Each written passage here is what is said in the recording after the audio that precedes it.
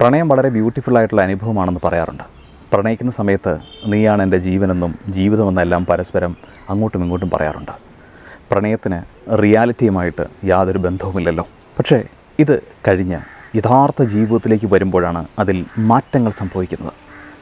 എൻ്റെ അഭിപ്രായത്തിൽ ഒരാളുടെ സ്നേഹം യഥാർത്ഥമാണെങ്കിൽ അതിലെ പ്രണയമെന്നും നിലനിൽക്കുമെന്നാണ്. ഒരു മടുപ്പും കൂടാതെ അതങ്ങനെ മുന്നോട്ട് പോയിക്കൊണ്ടിരിക്കുകയും ചെയ്യും.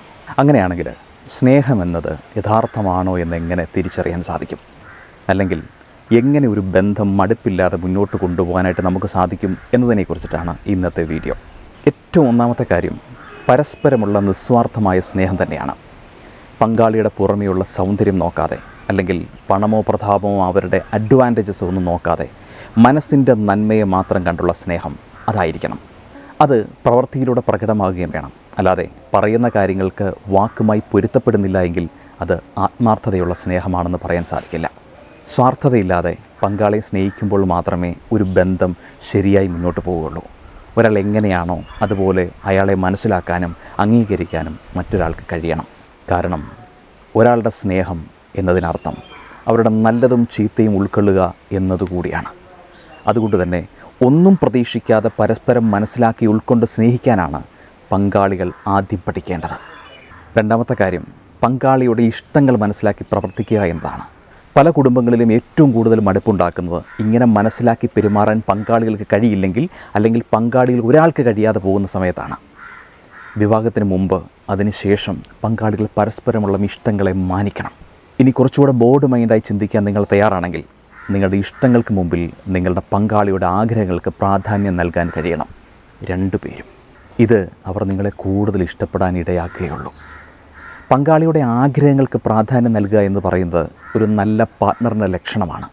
പലതും തൻ്റെ പങ്കാളി കണ്ടറിഞ്ഞ് ചെയ്യണമെന്ന് ഏതൊരാളും ആഗ്രഹിക്കും. അതുപോലെ നിങ്ങൾക്കിഷ്ടമില്ലാത്ത പലതും അവർക്ക് ഇഷ്ടപ്പെട്ടെന്നിരിക്കാം. അതവരുടെ പേഴ്സണൽ ചോയ്സാണെന്നും അവർക്ക് വേണ്ടി ചെറിയ ചെറിയ വിട്ടുവീഴ്ചകൾ നൽകുന്നതിൽ തെറ്റില്ലെന്നും മനസ്സിൽ പറഞ്ഞ് പാകപ്പെടുത്തുക.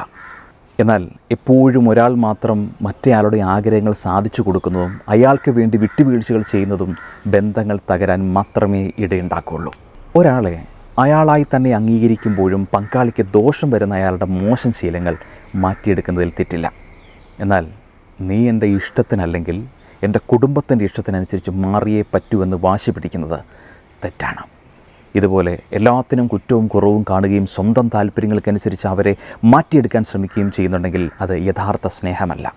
ഓരോരുത്തരും ഓരോ വ്യക്തിത്വമാണെന്ന് മനസ്സിലാക്കി പരസ്പര ബഹുമാനം കൊടുത്തു തന്നെയാണ് പോവേണ്ടത്. അതാണ് യഥാർത്ഥ സ്നേഹമെന്ന് പറയുന്നത്. പങ്കാളിയുടെ വ്യക്തിത്വവും സ്വാതന്ത്ര്യവും സ്വകാര്യതയും മാനിക്കണം. അതിനായി അവർക്കൊരു ഇടം നൽകണം.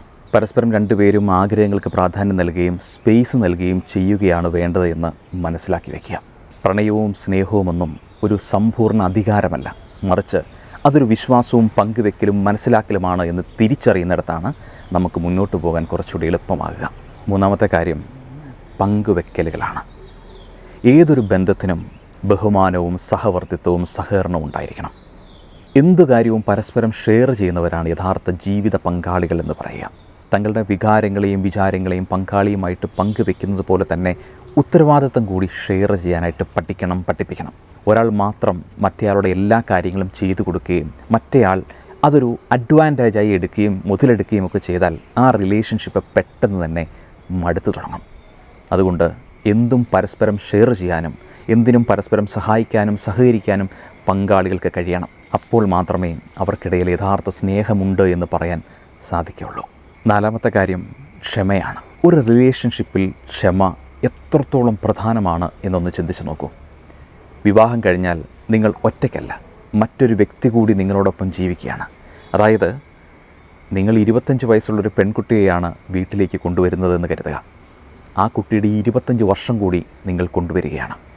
അവർ വളർന്നു വന്നതും ജീവിച്ചതുമെല്ലാം മറ്റൊരു സാഹചര്യത്തിലാണ്. അതുകൊണ്ട് പല കാര്യങ്ങളും അവരും നിങ്ങളും തമ്മിൽ ഒരുപാട് വ്യത്യാസങ്ങളുണ്ടാകാം. ചിലപ്പോൾ അവരുടെ ഭാഗത്തു നിന്നും തെറ്റുകൾ സംഭവിച്ചേക്കാം. ചിലപ്പോൾ അത് അവരുടെ ശരിയുമായിരിക്കാം. ഒരു പക്ഷേ നാളെ അത് നിങ്ങളുടെ ഭാഗത്തും സംഭവിച്ചെന്ന് വരാം. അതുകൊണ്ട് തന്നെ നിങ്ങളുടെ പങ്കാളിയുടെ ചെറുതോ വലുതോ ആയ ഒരു തെറ്റിൻ്റെ പേരിൽ അവരെ മറ്റുള്ളവരുടെ മുമ്പിൽ വെച്ച് കുറ്റപ്പെടുത്തരുത്. പകരം എവിടെയാണ് വീഴ്ച പറ്റിയത്, അല്ലെങ്കിൽ എവിടെയാണ് തെറ്റ് പറ്റിയത് എന്ന് സമാധാനപൂർവ്വം രഹസ്യമായി പറഞ്ഞ് മനസ്സിലാക്കുക. അവരുടെ തെറ്റ് തിരുത്താൻ മുൻകൈ എടുക്കുകയും ചെയ്യണം. ക്ഷമിക്കാവുന്ന തെറ്റുകളാണെങ്കിൽ പങ്കാളിയോട് ആത്മാർത്ഥമായിട്ട് ക്ഷമിക്കുക. പക്ഷേ അങ്ങനെ അവരോട് ക്ഷമിക്കാൻ സാധിക്കുന്നില്ലെങ്കിൽ അവിടെ യഥാർത്ഥ സ്നേഹം ഉണ്ടായേ മതിയാകും. അല്ലാത്ത പക്ഷം ഒരു തെറ്റ് മാത്രം മതി നിങ്ങളുടെ ബന്ധത്തിൽ വിള്ളൽ വീഴാൻ. 5-ാമത്തെ കാര്യം ഓപ്പൺ കമ്മ്യൂണിക്കേഷനാണ്. പരസ്പരം മനസ്സ് തുറക്കാനും തുറന്ന് സംസാരിക്കാനും സാധിക്കുന്നുണ്ടോ എന്നത് ഒരു റിലേഷൻഷിപ്പിലെ പ്രധാനപ്പെട്ട കാര്യമാണ്. പങ്കാളികൾ തമ്മിൽ ആഗ്രഹങ്ങൾ, സ്വപ്നങ്ങൾ, ആശയങ്ങൾ എന്നിങ്ങനെ പങ്കുവെക്കേണ്ട ഒരുപാട് കാര്യങ്ങളുണ്ട്. കാരണം കൂടുതൽ മനസ്സിലാക്കുമ്പോൾ കൃത്യമായ സ്പേസ് പരസ്പരം നൽകാൻ 2 പേർക്കും സാധിക്കും. അങ്ങനെ കാര്യങ്ങൾ തുറന്ന് പറഞ്ഞ് സംസാരിക്കാൻ സ്പേസ് ഇല്ലെങ്കിൽ ആ റിലേഷൻഷിപ്പിലുള്ള വ്യക്തിക്ക് അല്ലെങ്കിൽ വ്യക്തികൾ തമ്മിൽ യഥാർത്ഥ സ്നേഹമില്ല എന്ന് വേണം മനസ്സിലാക്കാൻ. അതുകൊണ്ട് എന്തും തുറന്ന് സംസാരിക്കാൻ സാധിക്കുന്നുണ്ടോ എന്ന് നോക്കുക. ഏത് വിഷമത്തിലും ഒപ്പം നിൽക്കാൻ സാധിക്കുന്നുണ്ടോ എന്ന് നോക്കുക. അതാണ് 6-ാമത്തെ കാര്യം. സുഖത്തിലും സന്തോഷത്തിലും കൂടെ ഉണ്ടാകാൻ ആർക്കും സാധിക്കും. എന്നാൽ ഒരു പ്രശ്നത്തിൽ അകപ്പെടുമ്പോഴാണ് യഥാർത്ഥ സ്നേഹം മനസ്സിലാക്കാൻ നമുക്ക് സാധിക്കുന്നത്. ഒരാളുടെ വിഷമത്തിൽ കൂടെ നിൽക്കാൻ യഥാർത്ഥമായി സ്നേഹിക്കുന്നവർക്ക് മാത്രമേ സാധിക്കുകയുള്ളൂ. അത് ജോലിയിലോ പ്രശ്നങ്ങളോ സാമ്പത്തിക പ്രശ്നങ്ങളിലോ വൈകാരിക പ്രശ്നങ്ങളിലോ എന്തുമാകട്ടെ എല്ലാവിധ സപ്പോർട്ടുകളും ചെയ്യാൻ അവർക്ക് സാധിക്കും, തയ്യാറാകും. അങ്ങനെ ഏത് പ്രശ്നത്തിലും പരസ്പരം കൂട്ടായി നിൽക്കാൻ സാധിക്കുന്നുണ്ടോ എന്ന് നോക്കുക. ഉണ്ടെങ്കിൽ അത് യഥാർത്ഥ സ്നേഹമാണ് എന്ന് മനസ്സിലാക്കാം.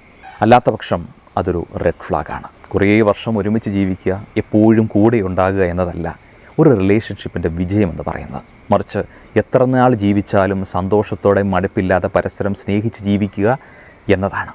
അതുകൊണ്ട് ഈ കാര്യങ്ങളൊക്കെ നിങ്ങളുടെ റിലേഷൻഷിപ്പിലുണ്ടോ എന്ന് ഉറപ്പ് വരുത്തുക. Think positive. Have a great day. By.